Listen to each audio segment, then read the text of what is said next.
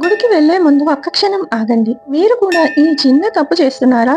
తెలియకుండా చేస్తున్న ఈ తప్పు వలన మీరు సంపాదించాల్సిన పుణ్యం మొత్తం మరొకరికి వెళ్ళిపోతుందని మీకు తెలుసా?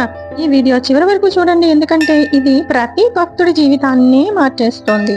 మీకు రావాల్సిన పుణ్యమంతా ఎవరికో పోతుంది.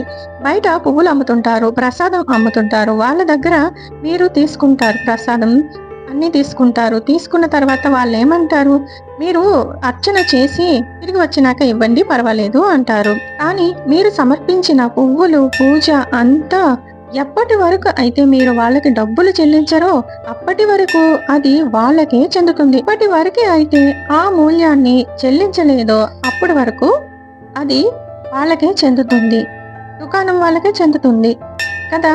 ఇది మీకు అస్సలు మంచిది కాదన్నమాట. ముందు డబ్బులు చెల్లించి అవన్నీ తీసుకొని అప్పుడు పూజ చేయండి. మనం పువ్వులు కోస్తాము, దేవుడి కోసం పువ్వులు కోస్తాము. బయట నుంచి తెచ్చిన అవేం చేస్తామంటే కడిగేస్తాము. కడిగితే అప్పుడు ఏమవుతుంది? ముందే ఆ పువ్వులు పవిత్రమైనవే, మళ్ళీ అవి తీసుకొచ్చి మనం పవిత్రం చేయడం ఏంటి అంటే, మరీ పురుగులు అవి ఉంటే కడుక్కోవాలి, తప్పదు. మనం ఇంట్లో కోసినవి కూడా ఏం చేస్తామంటే కడిగేసి పెడతాము. అలా చేయకూడదంట. అలాగ చేస్తే మనం ఆల్రెడీ జలదేవుడికి ఆ పువ్వులు మనం సమర్పించేసినట్టే. అవి పువ్వులు అలాగే దేవుడికి సమర్పించాలి, పండితులు చెప్తున్నారు. ఇలాంటి చిన్న తప్పులు కూడా మన పుణ్యఫలాన్ని దూరం చేస్తాయి.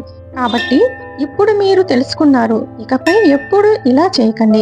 ఈ వీడియోని మీ స్నేహితులు, కుటుంబ సభ్యులకు షేర్ చేయండి. ఇంకా ఇలాంటి భక్తి రహస్యాలు తెలుసుకోవటానికి లైక్, షేర్, సబ్స్క్రైబ్ చేయండి స్టోరీ వ్లాగ్స్ ఛానల్కి.